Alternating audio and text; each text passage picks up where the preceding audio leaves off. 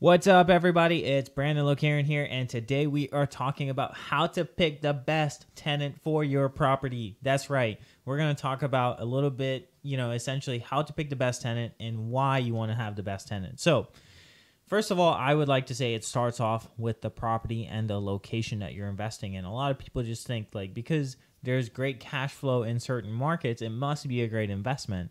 And that's not always the case. You want to make sure that you're picking a property to invest in landlord-friendly state.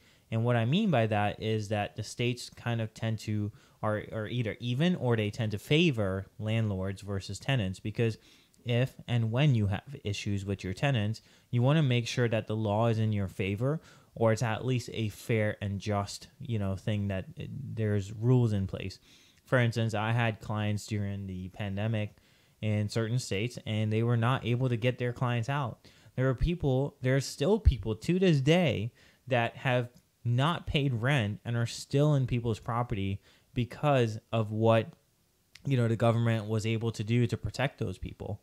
And unfortunately, in some of those cases, in some of those states, landlords were not protected. So it's really important to pick landlord-friendly states where the laws tend to favor landlords. Some landlord-friendly states include Virginia, South Carolina, North Carolina, Florida, Georgia, some states in the Midwest. I think Ohio is also another one. But do your research and figure out what states are the best for you. Some states that I would completely stay away from, to be honest with you, is California, New York, Massachusetts. Those are all places that tend to favor the tenants more so than the landlord. So pick a property, pick investments that are going to have great returns, but also that are going to favor you in the long run. You don't want to be stuck with a tenant in your property that's not been paying for like 2 years. So that's the first step. Pick a good property. Second step is when you're dealing with tenant, when you're dealing with the screening process, that's the first part of figuring out who the best tenant is. You want to screen them. And how do you do that? So what I found the best way to do it is have a relationship with a realtor in the area, because they could get it on what's called the MLS, multiple listing service. They can put it on there, and then it's going to get syndicated to a bunch of other websites where they have qualified people, and other realtors are able to see these properties and show these properties to prospective tenants that have good credit.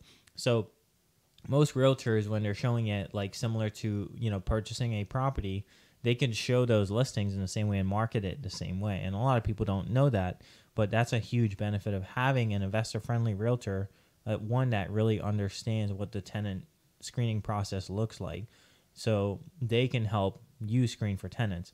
The next thing is, when that realtor or that person helping you get it on the listing system, is you want to make sure that they have a good process for screening the tenants via background check, employment, and verification of their prior landlord. So I like to use property managers for this, and they do charge money, but guess what? You don't pay for it. The tenant pays for that screening application, and it's typically, like in Virginia, it's about $55 per adult, and they do a background check, they do a credit check, they call their prior landlords to make sure that they were good tenants and left their property in great condition, and that takes a few days.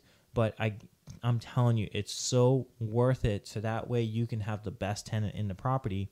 Not to mention, it gives you all the information you need to make the best decision for you and your property.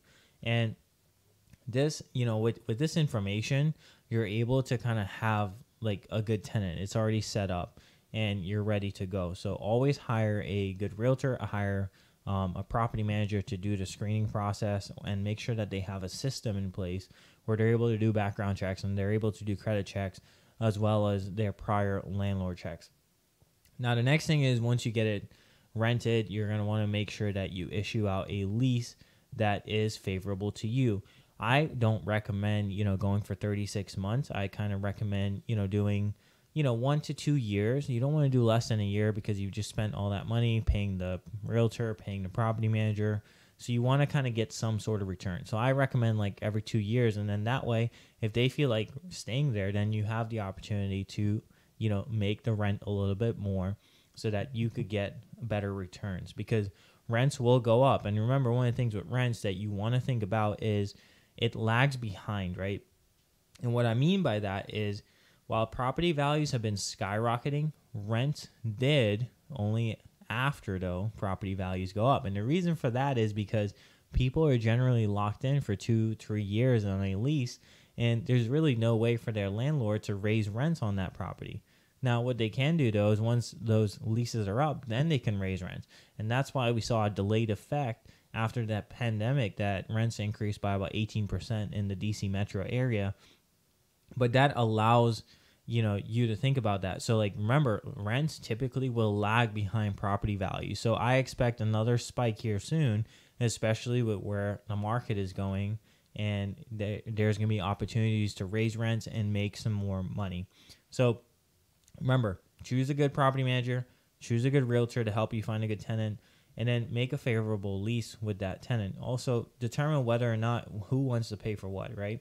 If the tenant's like, look, I don't like mowing the grass, then you can say, hey, I can include that in your rent. And if they say, okay, sure, no problem, you can do that. And this shows like good faith and good sign of a good tenant. Another sign of a good tenant is that they're super organized. They've gotten you all the documents that the property manager requested. They show good history, and they have a great rental history as well as credit history. So hope this helps, and especially when choosing the best tenant for your property. That's just the tip of the iceberg, but just want to get you guys started with this. Hit that subscribe button below. Would love to see you guys follow me on the next video, and I'll talk to you guys later. Take care.